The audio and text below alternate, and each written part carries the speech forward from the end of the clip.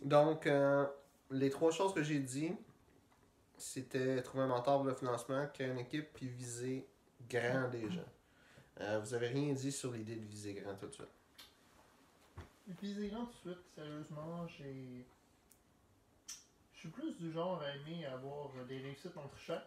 Fait que moi, plus je vise grand, moins je vais considérer comme l'accomplissement faisable, puis moins je vais être motivé. Moi, de mon côté, je suis plutôt du genre étape par étape. Je vais trouver ça de plus en plus motivant quand on va avoir nos échelons. Mais si on met un but qu'on peut pas atteindre, genre, et qu'on verra pas dans un méchant bail, ça va me faire moins de motivation que si on met un but que, ah, wow, nice, ça c'est ça. Puis qu'on arrive à l'ouverture du café, qu'on fait, c'est quoi notre next step. Là, on va avoir accompli notre gros objectif de ce moment-là, ce step-là. Mais après qu'on fasse un autre échelon, puis qu'on dise, tiens, on veut se rendre là à cette heure, ça me va. Oui. Sauf que justement, dire tout de suite, on veut être la plus grosse compagnie au monde.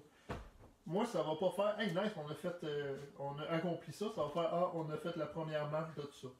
Tu comprends ce que je veux dire? Je trouve ça plus motivant de réussir à accomplir l'objectif, puis ensuite de poursuivre. Que de dire tout de suite, hey, on veut se rendre là. Mais là, on est là.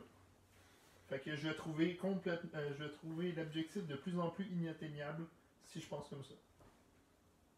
Pourtant, c'est exactement les mêmes étapes qu'on ferait probablement, mais je trouverais l'objectif moins atteignable.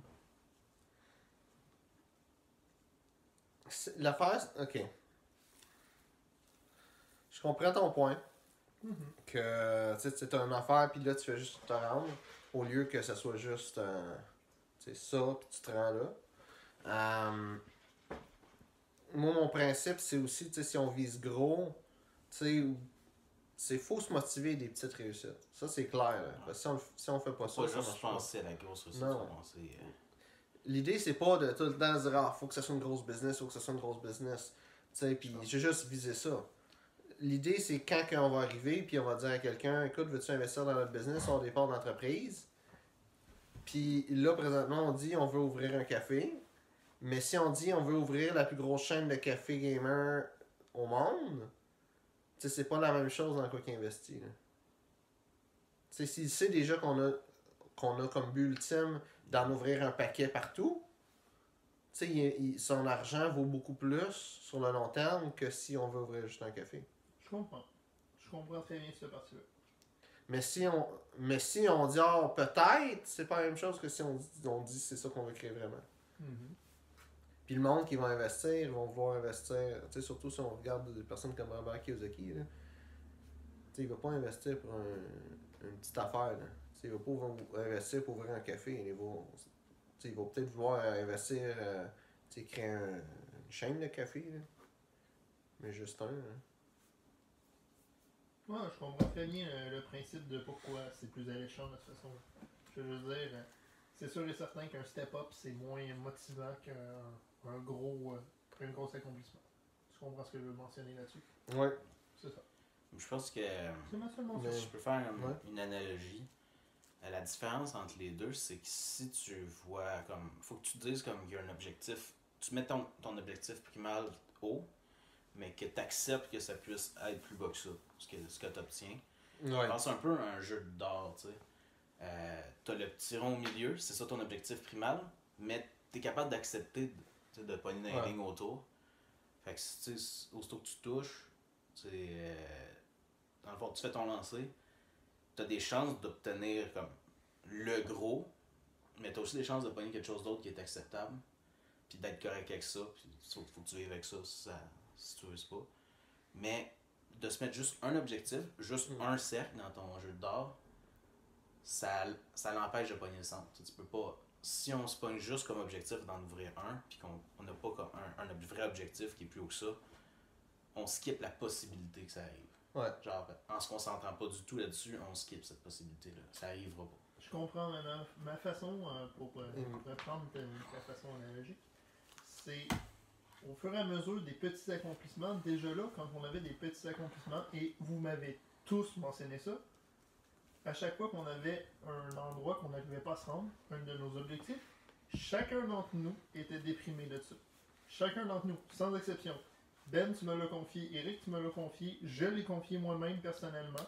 Et à chaque fois qu'on n'atteignait pas un objectif, on était tous déçus de ce point-là. C'est pour ça que je dis, est-ce que notre morale va être capable de tenir? Je suis d'accord. L'idée en tant que telle est excellente. C'est plus alléchant pour les investisseurs. Je suis très d'accord. Mais si on se décourage du projet en chemin, c'est vraiment mieux. C'est ça que je veux mentionner. Moi, j'ai deux choses là-dessus. Premièrement, tu sais, si on se décourage de ça en chemin, tu sais, cet objectif-là d'être la plus grosse compagnie de café gamer, on parle d'un objectif dans peut-être 5, 10, 15, 20 ans. Là. Fait que, tu sais, il y a du chemin qu'on a à faire d'ici là. C'est pas genre, tu sais, je veux dire, entre ça puis dans 20 ans, on a même le temps de redéfinir nos objectifs. Là, tu sais, de dire, ah, finalement, on veut juste être, tu sais, dans le Canada. Là. Fait que c'est pas nécessairement une finalité, c'est juste un gros objectif qu'on se donne. L'autre chose aussi, c'est il faut qu'on apprenne à apprécier le processus. Si on n'a pas de fun, tu sais, juste là se rencontrer de même.